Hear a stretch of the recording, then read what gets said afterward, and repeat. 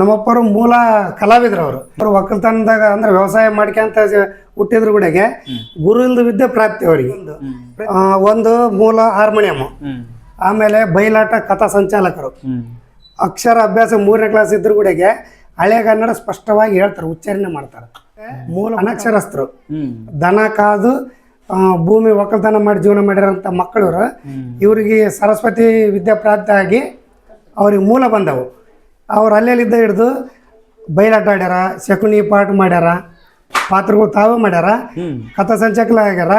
ಆಮೇಲೆ ಪಾತ್ರಗಳ್ಗೆ ಯಾರೇ ಪಾತ್ರ ಅಭಿನಯ ಮಾಡಲಿ ಅವ್ರಿಗೆ ಅಭಿನಯ ಮಾತು ಎರಡನ್ನೂ ಹೇಳಿಕೊಟ್ಟು ಕಲಿಸ್ಯಾರ. ನಿರ್ದೇಶನ ಅವರೇ ಮಾಡಿ ಮತ್ತೆ ಒಂದು ವೇದಿಕೆ ಮ್ಯಾಗ ಒಂದು ಹೂಣ್ಯಾರ ಶಾಲು ದುಡ್ಡು ಆಸೆ ಪಟ್ಟಿಲ್ಲ. ನಮಸ್ಕಾರ. ನಮಸ್ಕಾರ. ಆರಾಮದಿರಿ? ಆರಾಮದೀವ್ರಿ. ಒಳ್ಳೇದಾಗ್ಲಿ. ತುಂಬಾ ಸಂತೋಷ. ನಮಸ್ಕಾರ ಪ್ರೀತಿಯ ವೀಕ್ಷಕ ಬಂಧುಗಳೇ, ಲೈಫ್ ಬುಕ್ ಕನ್ನಡ ಯೂಟ್ಯೂಬ್ ಚಾನಲ್ಗೆ ಸ್ವಾಗತ. ಬನ್ನಿ, ನಾನು ಇವತ್ತಿನ ದಿವಸ ವಿಜಯನಗರ ಜಿಲ್ಲೆ ಹೊಸಪೇಟೆ ತಾಲೂಕಿನ ಇಂಗಳಗಿ ಅಂತಕ್ಕಂಥ ಗ್ರಾಮದಲ್ಲಿದ್ದೀನಿ ವೀಕ್ಷಕರೇ. ಇಲ್ಲಿ ಒಬ್ಬ ವಿಶೇಷ ವ್ಯಕ್ತಿಯನ್ನು ನಾನು ಪರಿಚಯ ಮಾಡ್ಕೊಳ್ಳಿಕ್ಕೆ ಹೋಗ್ತಾ ಇದ್ದೀನಿ. ಅವರು ಬಹು ವ್ಯಕ್ತಿತ್ವವನ್ನು ಹೊಂದಿರತಕ್ಕಂತಹ ವ್ಯಕ್ತಿ. ಎಲ್ಲ ಕಲೆಯನ್ನು ಗೊತ್ತಿದೆ, ಬಟ್ ಈ ಎಲ್ಲ ಕಲೆಗಳಿಗೆ ಮೂಲ ಒಬ್ಬರು ಗುರು ಅಂತ ಇರ್ತಾರೆ. ಆದರೆ ಇವರಿಗೆ ಗುರುನೇ ಇಲ್ಲ. ಎಲ್ಲ ಸಕಲ ಕಲೆಗಳನ್ನು, ಸಕಲ ವಿದ್ಯೆಗಳನ್ನು ತಮ್ಮಷ್ಟಕ್ಕೆ ತಾವೇ ಪಾರಂಗತ ಮಾಡಿಕೊಂಡು ವಿದ್ಯೆಗಳನ್ನು ಕರಗತ ಮಾಡಿಕೊಂಡಿದ್ದಾರೆ. ಅಂತಹ ವ್ಯಕ್ತಿಯನ್ನು ನಿಮಗೆ ಪರಿಚಯ ಮಾಡಿಸ್ಲಿಕ್ಕೆ ಹೋಗ್ತಾ ಇದ್ದೇನೆ ವೀಕ್ಷಕರೇ.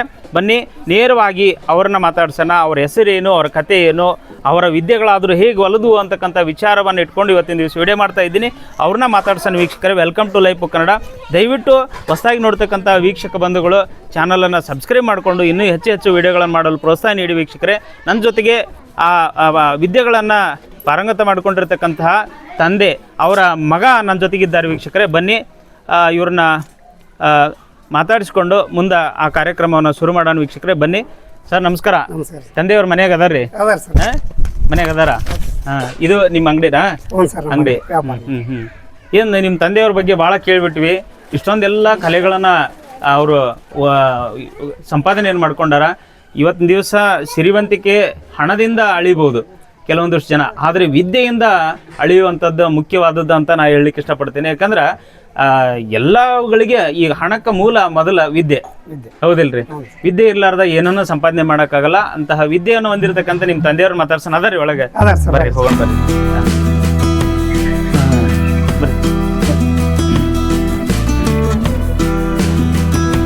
ಓಕೆ, ಇಲ್ಲೇ ಕುಂದ್ರಣ್ಣ. ನಮಸ್ಕಾರ. ನಮ್ಮ ಪರಿಚಯ ಮಾಡ್ಕೊರಿ. ನಮ್ಮ ಹೆಸರು ಸರ್ ಕುರಿ ಏಕಾಂಬ್ರಿ ಅಂತೇಳಿ. ನಮ್ಮಪ್ಪರ ಹೆಸರು ಕುರಿ ಗಾರ್ಲಿಂಗಪ್ಪ. ಅವ್ರ ಬಗ್ಗೆ ಏನ್ ಹೇಳ್ತೀರಿ ನೀವು?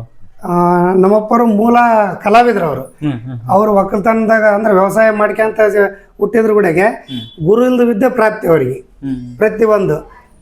ಒಂದು ಮೂಲ ಹಾರ್ಮೋನಿಯಂ, ಆಮೇಲೆ ಬಯಲಾಟ ಕಥಾ ಸಂಚಾಲಕರು, ಅಕ್ಷರ ಅಭ್ಯಾಸ 3ನೇ ಕ್ಲಾಸ್ ಇದ್ರು ಕೂಡಗೆ ಹಳೆ ಕನ್ನಡ ಸ್ಪಷ್ಟವಾಗಿ ಹೇಳ್ತಾರೆ, ಉಚ್ಚಾರಣೆ ಮಾಡ್ತಾರೆ. ಮೂಲಭೂತ ಅವರಿಗೆ ತಂದೆಯಲ್ಲಿದ್ದ ಬಳುವಳಿ ಬಂದಿರತಕ್ಕಂಥದ್ದಂದ್ರೆ ಅವ್ರ ತಂದೆಯವ್ರು ಮತ್ತೆ ಅನಕ್ಷರಸ್ಥರು, ದನ ಕಾದು ಭೂಮಿ ಒಕ್ಕಲ್ತನ ಮಾಡಿ ಜೀವನ ಮಾಡಿರೋಂಥ ಮಕ್ಕಳು ಇವರಿಗೆ ಸರಸ್ವತಿ ವಿದ್ಯಾಪ್ರಾಪ್ತಿ ಆಗಿ ಅವ್ರಿಗೆ ಮೂಲ ಬಂದವು. ಅವ್ರು ಅಲ್ಲೆಲ್ಲಿದ್ದ ಹಿಡ್ದು ಬಯಲಾಟ ಆಡ್ಯಾರ, ಶಕುನಿ ಪಾಠ ಮಾಡ್ಯಾರ, ಪಾತ್ರಗಳು ತಾವೇ ಮಾಡ್ಯಾರ, ಕಥಾ ಸಂಚಾಲಕ ಆಗ್ಯಾರ. ಆಮೇಲೆ ಪಾತ್ರಗಳ್ಗೆ ಯಾರೇ ಪಾತ್ರ ಅಭಿನಯ ಮಾಡಲಿ ಅವ್ರಿಗೆ ಅಭಿನಯ ಮಾತು ಎರಡನ್ನೂ ಹೇಳಿಕೊಟ್ಟು ಕಲಿಸ್ಯಾರ. ನಿರ್ದೇಶನ ಅವರೇ ಮಾಡಿ ಮತ್ತೆ ಒಂದು ವೇದಿಕೆ ಮ್ಯಾಗ ಒಂದು ಹೂಣ್ಯಾರ ಶಾಲು ದುಡ್ಡು ಆಸೆ ಪಟ್ಟಿಲ್ಲ. ಆಮೇಲೆ ಗುರುಗಳ ಹತ್ರ ವಿಧೇಯವಾಗಿ ನಡ್ಕೊಂಡು ಬಯಲಾಟದ್ದು ಕಾಲ್ಪೇಟಿಗೆ ಕಲ್ತು ಬಾರಿಸೋದು ಕಲ್ತು ಮೂಲ ಭಜನ ಪದಗಳು, ತತ್ವ ಪದಗಳು, ವಚನಗಳು, ಭಜನ ಪದ ಬೆಳತಕ್ಕನ ಹಾರ್ಮೋನಿಯಂ ಮಾಡಿದಾರ ಅಂದ್ರೆ ಸ್ವಂತ ಆಡ್ತಾರೆ, ಮತ್ತೆ ಬುಕ್ಕ ಇಲ್ಲ. ಬಡಿಗೆ ಕೆಲಸನ ಅವರೇ ಸ್ವಂತ ಮಾಡ್ತಾರ.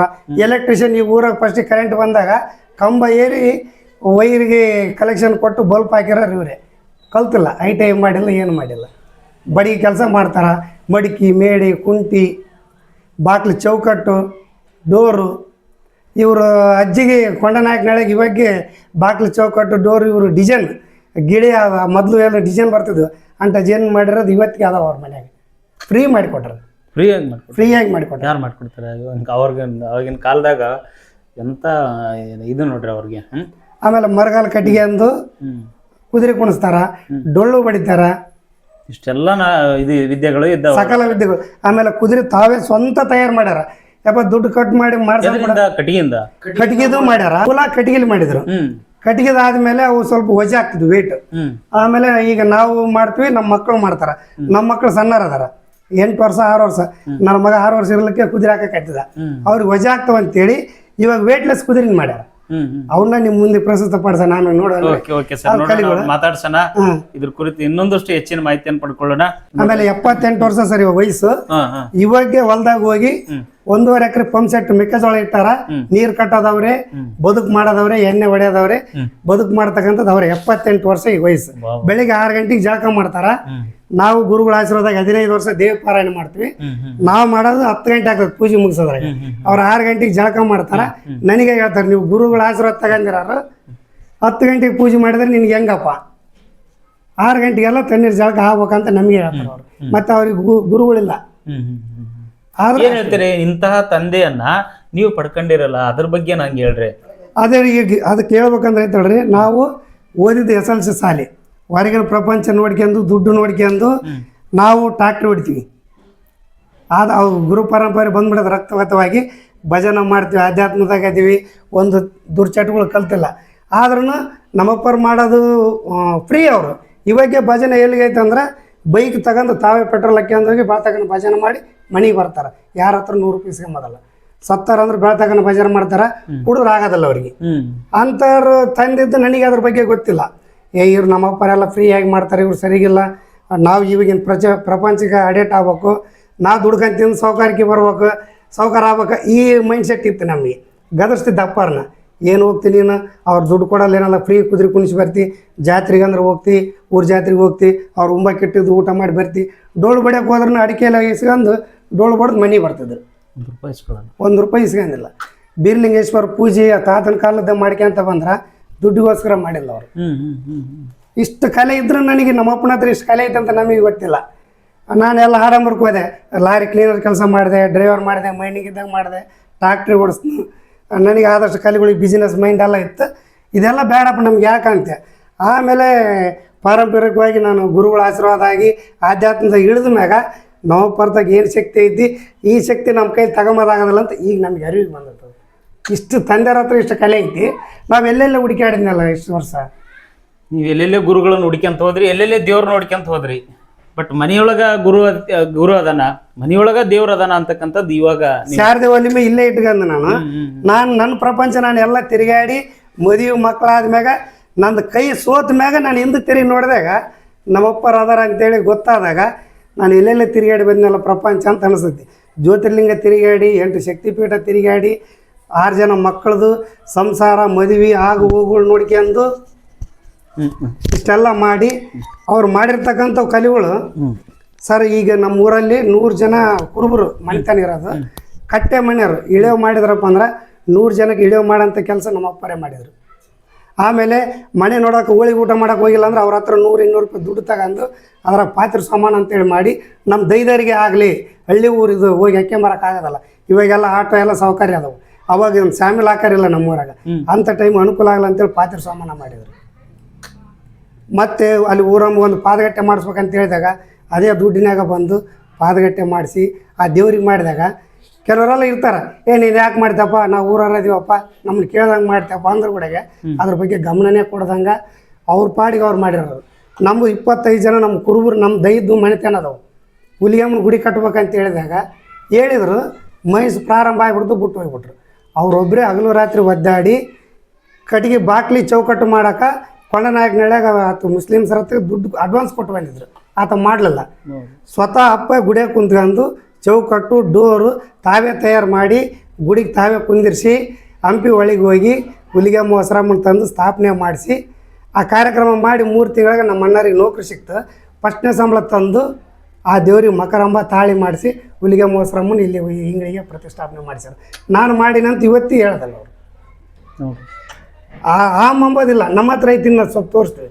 ಅವ್ರು ಅಷ್ಟು ಇದ್ರೂ ವಿದ್ಯೆ ಇದ್ರೂ ಇವತ್ತಿನವ್ರಿಗೆ ತೋರಿಸ್ಕೊಟ್ಟಿಲ್ಲ. ನಾನು ಕೊನೆ ಹೇಳ್ತಾ ಇದ್ದೀನಿ, ಅವ್ರ ನೋವು ಎಷ್ಟದಾವ ಗೊತ್ತಿಲ್ಲ, ಅಷ್ಟು ವಿದ್ಯಾವಂತರ ಅದಾರ ಅವರು. ಎಷ್ಟೋ ಜನರಿಗೆ ತಂದೆಯನ್ನು ಕಳ್ಕೊಂಡ ಮೇಲೆ ಅರಿವು ಬರುತ್ತಾ. ಬಟ್ ನೀವು ತಂದೆ ಇದ್ದಾಗಲೇ ಇದನ್ನೆಲ್ಲ ಅರಿವಿಗೆ ತಗೊಂಡು ನೀವು ಇಷ್ಟು ಬುದ್ಧಿವಂತರಾದ್ರಲ್ಲ ಅದು ನಮಗೂ ಒಂಥರ ಏನೋ ಖುಷಿ ತಂದು ಕೊಡುತ್ತಾ.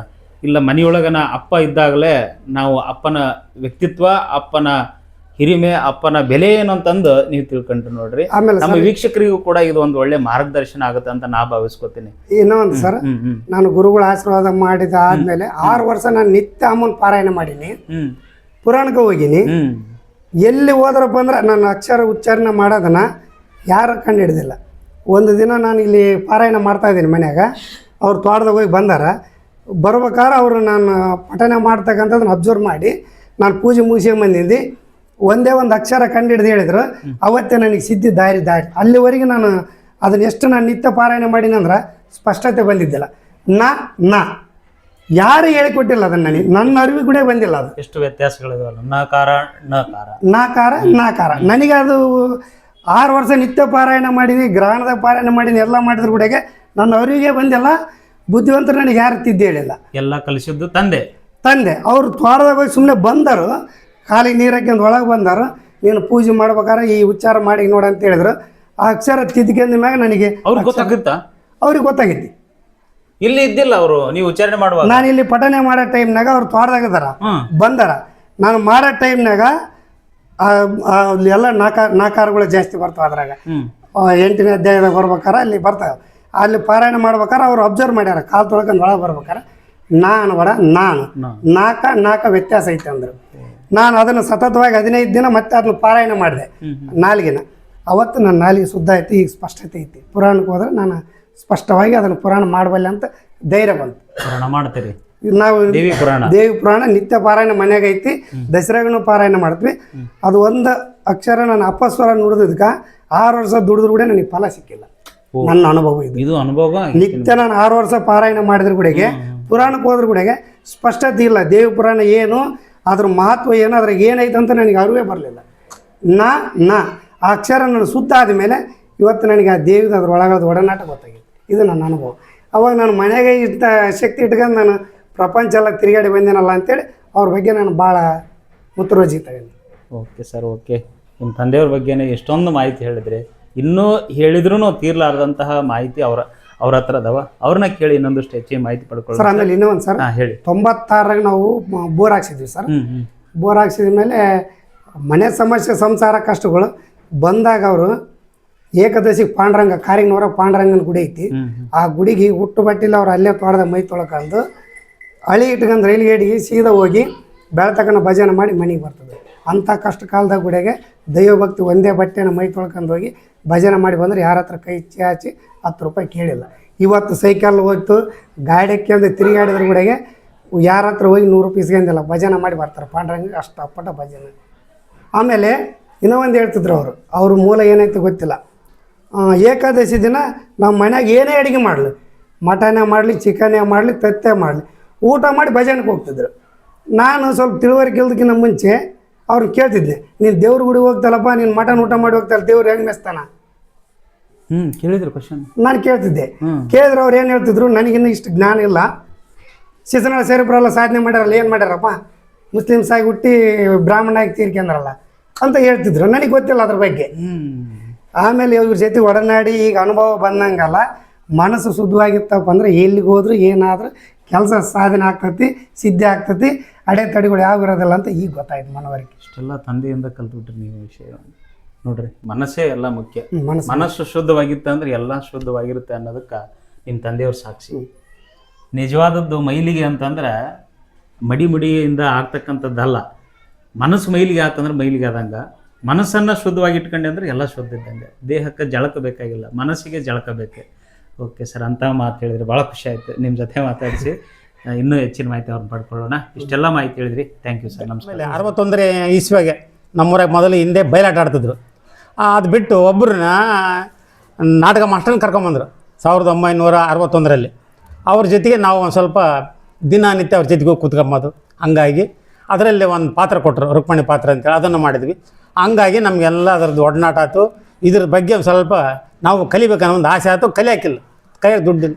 ಹಂಗಾಗಿ ಮತ್ತು ಹಂಗೆ ಬರ್ತಾ ಅದನ್ನು ಒಬ್ಬ ಯಜಮಾನ ಹೇಳ್ತಿದ್ದ, ನಾವು ಮರದಲ್ಲಿ ಕಟ್ಕೊಂಡು ಓಡಾಡ್ತಿದ್ವಿ, ಹಿಂಗೆ ಮಾಡ್ತಿದ್ವಿ ಅಂತ. ಅವ್ರು ತೋರಿಸಿಲ್ಲ, ನಮ್ಮ ಅನುಭವದಲ್ಲೇ ಇದನ್ನು ಮಾಡಿ ನೋಡ್ಬೇಕು ಅಂತೇಳಿ ಆ ಮರಗಲ್ಲಿ ನಾವು ಸ್ವಂತ ತಯಾರು ಮಾಡಿ ಹುಡುಗರ ಜೊತೆಗೆ ಓಡಾಡೋದು ಕಲ್ತ್ಕೊಂಡು ಆಮೇಲೆ ಅದನ್ನು ಕಟ್ಕೊಂಡು ಡೊಳ್ಳು ಬಡಿತಾ ಇದ್ವಿ. ತರುವಾಯ ಹಂಪಿ ಉತ್ಸವ ಬಂತು. ಆವಾಗ ಇದನ್ನು ನಾವು ಕುದುರೆ ಮಾಡಿ ತೋರಿಸ್ಬೇಕು ಇದ್ದು ಹಾರ್ಮೋನಿಯಂ ಹೊರಗಡೆ ಹೋಗಿಲ್ಲ. ಅದನ್ನು ನಾವು ಸ್ವಂತ ಅವ್ರ ಬಾಯಿಲಿಂದ ಕೇಳೇನ ನಾವು ಇದು ಮಾಡೀವಿ. ನಮಗೆ ಟೀಚರ್ ಹೇಳಿದ್ರು, ಅಲ್ಲಪ್ಪ ಮ್ಯಾಲೆ ಆಕಾಶದೊಳಗೆ ಏರೋಪ್ಲೇನ್ ಓಡಾಡುತ್ತೆ, ಈ ಭಾಳ ಓಡಾಡ್ತಾವೆ, ಒಬ್ಬ ಕಡಿಮೆ ಓಡ್ತಾ ಇದ್ವು. ಅದನ್ನು ಕೂಡ ನಮ್ಮ ಮನುಷ್ಯರ ಮಾಡೋದು. ಪ್ರತಿಯೊಂದು ಕೆಲಸ ಆಗೋದಲ್ಲ ಅಂತ ಹೇಳ್ಬಾರ್ದು. ಅವ್ರದ್ದು ಸಾರಥಿ ಊರು, ಸ್ವಂತ ಊರು, ಅವರು ನಮಗೆ ಭಾಳ ಪರಿಚಯ ಆಗಿಬಿಟ್ಟಿದ್ರು. ಹರಿಹರ ಹರಿಹರದಿಂದ ಬಂದಿದ್ರು ಅವರು. ಪ್ರತಿಯೊಂದು ಕಷ್ಟಪಟ್ಟ ಮನುಷ್ಯನ ಯಾವುದಾದ್ರೂ ಮಾಡೋಕ್ಕೆ ಮಾಡ್ಬೋದು, ಸಾಧ್ಯ ಆಗುತ್ತೆ, ಮಾಡಬೇಕು, ಛಲ ಬೇಕು ಅಂತ ಹೇಳತ್ತಿಗೆ ಆ ಸ್ಕೂಲ್ ಹತ್ರ ಕೂಡ ಗುಂಡಿಗಳಿದ್ದು. ಈಗ ಸ್ಕೂಲನ್ನು ಹಂಗಾಗೈತೆ ರೀ. ಆ ಗುಂಡಿ ಹತ್ರ ಹೋಗೋದು, ನಮ್ಗೆ ಆರಾಮಿದ್ದಾಗ ಹೋಗಿ ತಗ್ಗಳೆಲ್ಲ ಮುಚ್ಚೋದು, ಹಂಗೆಲ್ಲ ಮಾಡ್ತಿದ್ವಿ. ಅವ್ರ ಜೊತೆಗೇನೆ ಇಷ್ಟೆಲ್ಲ ಮಾಡಿ ಕಷ್ಟಪಟ್ಟು ಆಮೇಲೆ ಭಜನೆ ಹಾಡೋ ಕಲ್ತ್ಕೊಂಡ್ವಿ. ಭಜನೆ ಹಾಡ್ತೀವಿ. ಮತ್ತು ಆಮೇಲೆ ಪೆಟ್ಟಿಗೆನೂ ಬಾರಿಸೋದು ಕಲ್ತ್ಕೊಂಡ್ವಿ. ಕಷ್ಟ ಇದ್ದರೂ ಕೂಡ ನಮಗೆ ಕೈಯಾಗ ದುಡ್ಡಿಲ್ಲ. ಎಲ್ಲ ಬೆಂಗಳೂರು ಹೋಗಿವಿ, ಆಮೇಲೆ ಗುಲ್ಬರ್ಗ ಹೋಗಿವಿ, ಶ್ರೀರಂಗಪಟ್ಟಣ ಹೋಗಿವಿ. ನಮ್ಮ ಊರಲ್ಲಿ ಜಾತ್ರೆಗಳು ಅಲ್ಲಿ ಮಾಡೀವಿ.